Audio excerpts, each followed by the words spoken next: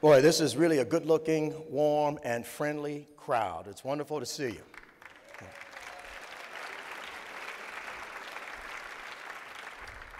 Well, good afternoon, everybody. Thank you, Tony.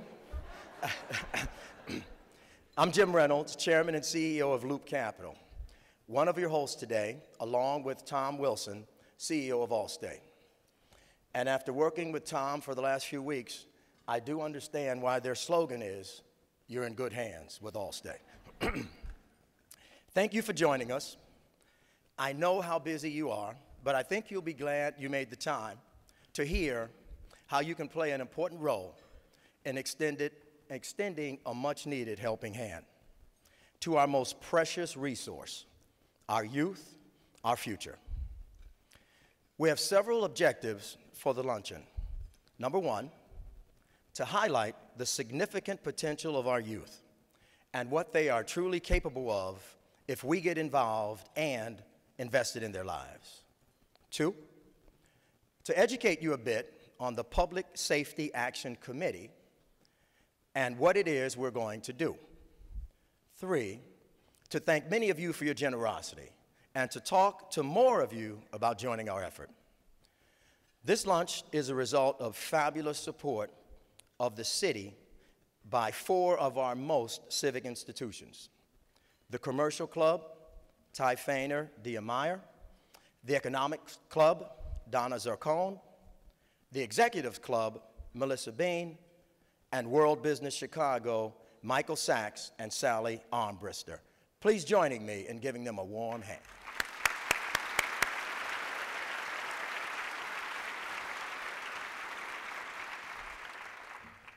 We also want to thank, obviously, the First Lady, our First Lady, Michelle Obama, Mayor Emanuel, and Cook County President Preckwinkle for their leadership and commitment to making our hometown better.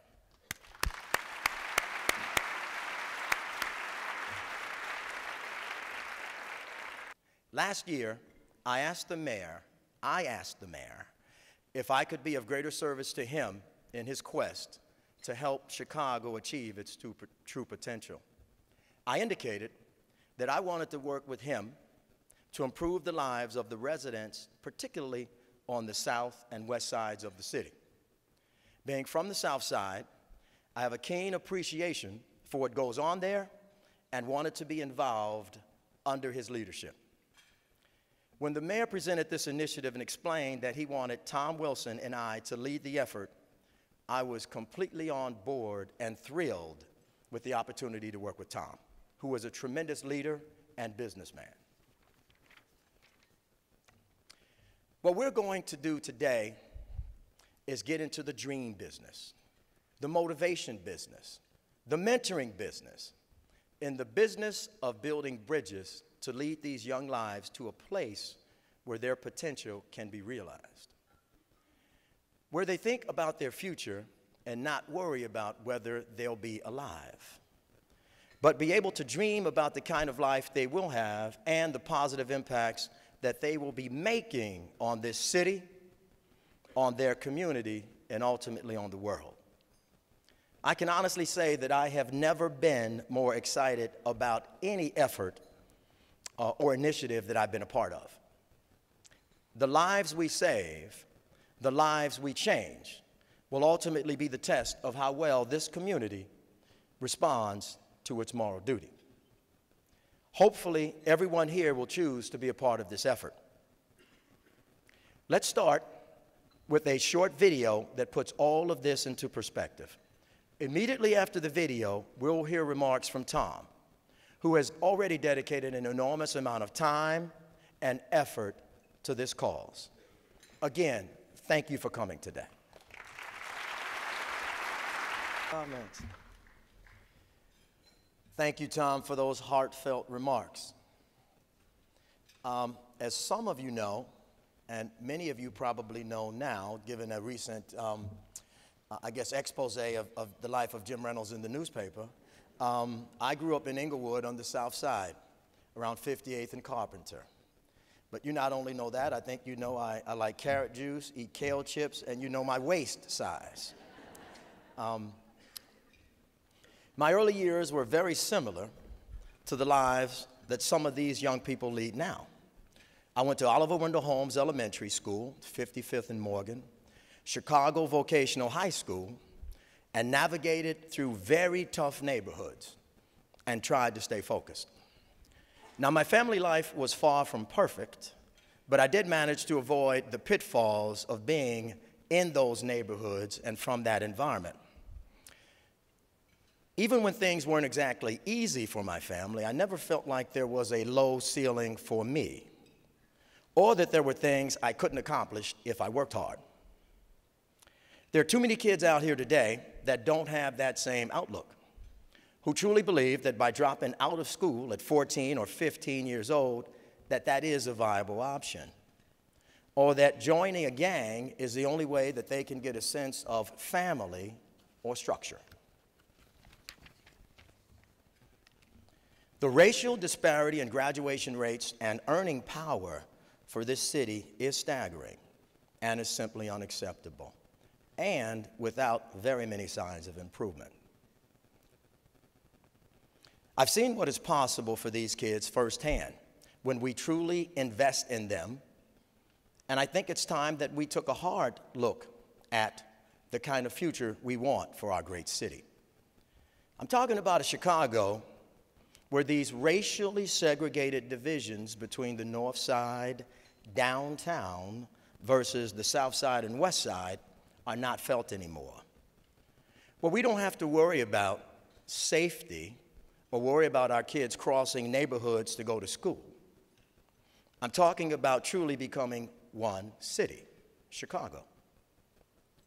Let's put an end to the hopelessness and the sense that no one cares about these kids from these struggling communities. Now, as Tom said, fixing this problem overnight is totally unrealistic and has to do with so many social and economic factors that have been built up over many years, no, decades. What we need to do now is recognize how we can get involved and be part of the solution now and not wait. There are amazing, powerful things happening inside of these kids. I'm a big believer in the visual. These kids have to see for themselves how things can be different. Now, there are some kids that are intensely self-motivated, but for others that are too deeply entrenched in their neighborhoods, gang life, they need to see more. My business is 16 years old. About 13 years ago, I started an internship program, primarily aimed at African Americans and Hispanics, because of the lack of those groups on representation on Wall Street, virtually none. Many of you in here do deals, and you could probably count the number that you've seen call on you on one hand. But through our internship program at Loop and the work I do in the community, I've seen what can happen when our youth are exposed to things outside of their neighborhood. I've seen it in the self-motivation of one of our interns a few years ago, who grew up in the kind of neighborhood where you'd be scared to walk out of your front door or even go to school, or who had to deal with the absence of a father who was incarcerated from drug charges. Many would have written off a father in jail, but he looked at it as a motivation to keep himself going and choose a different path. He excelled in school and went on to win a Gates Millennium Scholarship, which pays for his education through college and PhD if he desires that. In fact, this student's grades in high school inspired his father to go back and get his GED and associate's degree while in prison. Go ahead.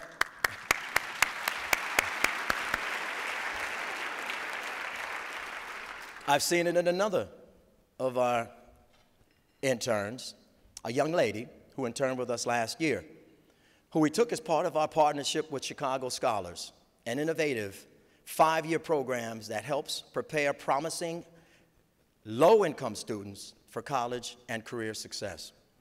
This young woman was such a hard worker and did such an incredible job that she ended up having a hands-on role compiling research for our institutional clients.